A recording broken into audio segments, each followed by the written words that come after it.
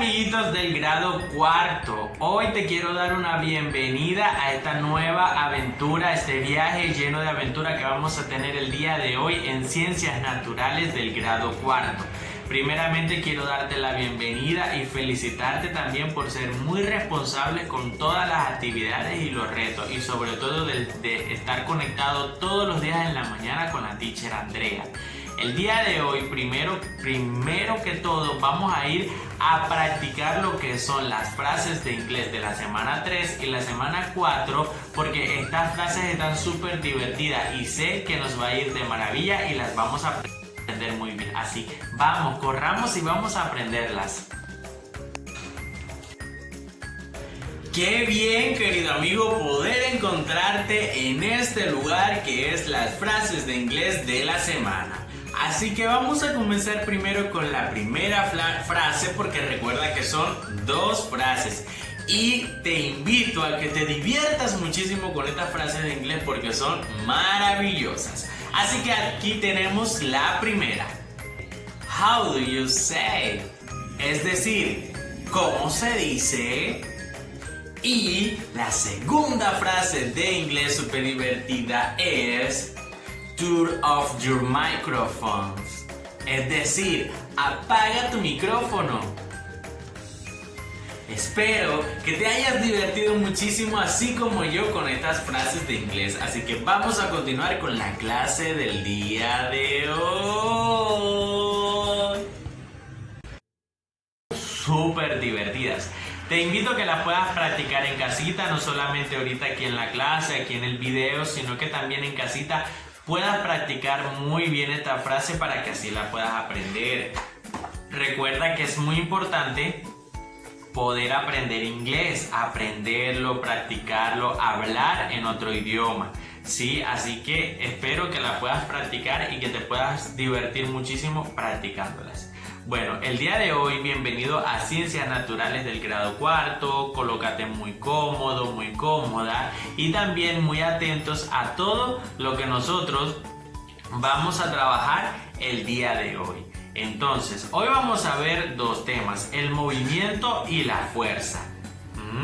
Sí, hoy vamos a ver dos temas, el movimiento y la fuerza. Durante el movimiento podemos ver que durante todo el día te mueves y ves objetos y personas que se mueven, una más rápido que otras. Podemos ver que el movimiento lo estoy haciendo yo en este mismo momento, porque yo ahorita estoy moviendo mi cabeza hacia allá y mi cabeza hacia acá. Mi brazo lo estoy moviendo, mis hombros, es decir, el movimiento lo podemos incluso hacer nosotros o ver a diario en cualquier cosa, en cualquier objeto. También hay muchos objetos que se mueven, entonces es muy fácil poder identificar los movimientos. Pero el movimiento se define como el cambio de posición de un objeto en el tiempo.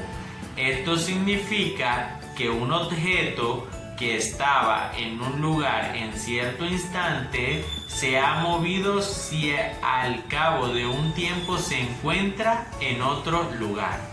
Para determinar el cambio de posición debe saberse 1. El lugar donde estaba el objeto, es decir, para nosotros poder decir que hubo un movimiento o que hay un movimiento, primero tenemos que identificar el lugar donde estaba el objeto, es decir, donde estaba antes de haber hecho un movimiento. La nueva posición del objeto, es decir, identificar hacia dónde se movió el objeto. La distancia que ha recorrido el objeto, el tiempo que pasó mientras se movía el objeto y que produjo el cambio de posición. Entonces, estos cinco puntos debemos de tenerlo en cuenta para determinar el cambio de posición de un objeto, incluso de una persona. Aunque de una persona es mucho más fácil, porque si yo en este momento estoy aquí, pero ahorita en un minuto me muevo hacia aquel lado, pues obviamente van a ver un movimiento generado por mí de moverme. Entonces, para saber el movimiento, identifico primero el espacio y el lugar donde estaba antes de moverme, es decir, aquí. Ahora voy a identificar el lugar hacia donde me moví, allá, y de esta manera vamos identificando el movimiento y cumpliendo con estos 5 pasos para identificar los movimientos. Pero en todo momento, las posiciones que se asignan a los objetos se basan en un marco de referencia, que es un punto fijo en el espacio. Por ejemplo, en una competencia de bicicross, los deportistas realizan diferentes acrobacias como por ejemplo saltar en la bici o dar vueltas. Para advertir el movimiento no debe verse cada espacio del movimiento, sino un marco de referencia como los árboles del fondo. Es decir, que por ejemplo cuando estos ciclistas hacen algún movimiento, a veces es difícil verlos a ellos para identificar un movimiento, sino que lo más fácil, por ejemplo, si es a través de una imagen, es ver el fondo del movimiento, ver los árboles, ver cómo hacen el movimiento, porque si yo me tomo una fotografía y detrás de mí hay una torre y después la torre está un poco más para allá, pues se dan cuenta que yo fui quien me moví hacia un lado o hacia adelante. Entonces es muy importante poder identificar los movimientos y también el lugar donde se estaba anteriormente el objeto y hasta dónde se ha desplazado o se ha ido hacia otro lugar. Ahora, la de los cuerpos. La trayectoria es el recorrido que hace un cuerpo de un lugar a otro mientras realiza un movimiento.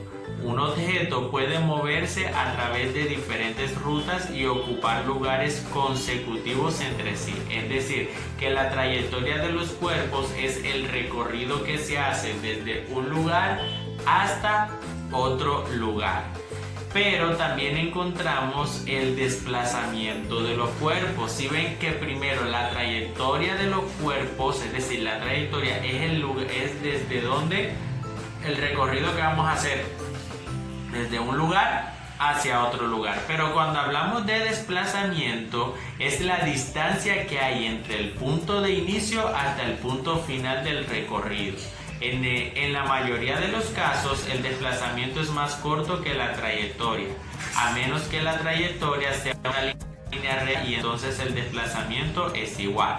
Entonces vemos que el desplazamiento es la distancia que hay entre el punto de inicio hasta el punto final. Es decir, si yo desde aquí voy a ir hasta el patio de mi casa, entonces la trayectoria es el recorrido que yo voy a hacer desde aquí hasta el patio de mi casa. Pero el desplazamiento es la distancia que hay entre el punto de partida y el punto de llegada, que sería el patio. Muy bien, señores. Ahora podemos ver los tipos de movimiento, porque también hay tipos de movimiento. Según la trayectoria, el movimiento puede ser rectilíneo, curvilíneo o irregular. Estos son los 3 tipos de movimiento. En el movimiento rectilíneo se da cuando la trayectoria es en línea recta. Por ejemplo, al caminar sobre una cuerda puede irse hacia adelante o hacia atrás. Pero cuando nosotros estamos hablando del movimiento curvilíneo, se da cuando la trayectoria es en forma de curva. Varias trayectorias no son rectas, pero pueden ser descritas por figuras como círculos y óvalos.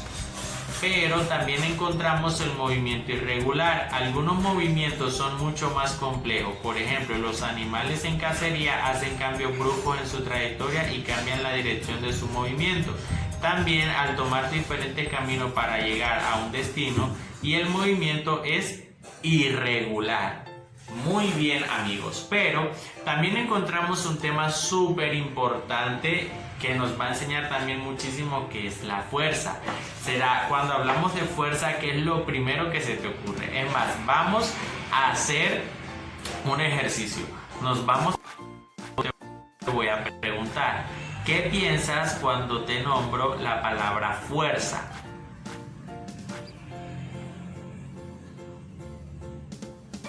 Bien, ahora sí. ¿Qué se imaginan cuando escuchan la palabra fuerza? Cierto, ¿verdad? Músculos, pesas, correr, trotar, saltar, brazos fuertes. Muy bien, todo esto nos imaginamos cuando hablamos de fuerza. Pero la fuerza es la responsable de producir los movimientos. Y vieron que nosotros hablamos ahorita de movimiento, pero la fuerza es la encargada, la responsable de producir los movimientos. Por ejemplo, cuando estamos muy cansados de haber jugado un partido de fútbol desde las 7 de la mañana hasta las 7 de la noche, en la noche ya estamos súper cansados, súper cansadísimos y no podemos movernos, o sea, no nos vamos a levantar ni nos vamos a mover. Quiere decir que no hay un movimiento, por eso es que la fuerza es la que genera el movimiento. Siempre que un objeto cambia de posición luego de haber estado en reposo, se asume que una fuerza actuó sobre él. Cuando empujas, alas o golpeas un objeto, agregas una fuerza que hace que el objeto cambie su posición. Muy bien, pero también encontramos los tipos de fuerza. Encontramos la fuerza por contacto y distancia. También encontramos las fuerzas fundamentales de la naturaleza. Y también encontramos la fuerza gravitacional, que es la fuerza a distancia que hace que dos objetos se acerquen uno al otro. Pero eso no es todo, también encontramos la electromagnética, que es la fuerza que hace que partículas que componen la materia sientan atracción o repulsión. Qué interesante, ¿verdad? Y qué divertido. Entonces, el día de hoy hemos culminado, pero te voy a dejar una actividad súper divertida que sé que te va a gustar muchísimo. Y el gran reto para esta semana, como estamos hablando de movimiento y de fuerza, hay un gran reto.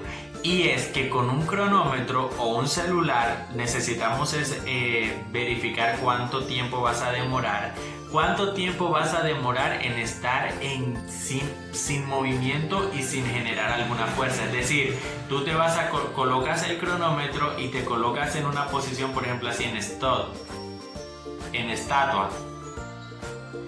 Y vas a identificar en el cronómetro cuánto tiempo puedes resistir en estar paralizado. Así que espero que me envíes ese tiempo de cuánto tiempo has demorado, porque sé que te vas a divertir mucho y que va a ser muy divertido. Así que nos vemos en una nueva oportunidad de Ciencias Naturales. Bye.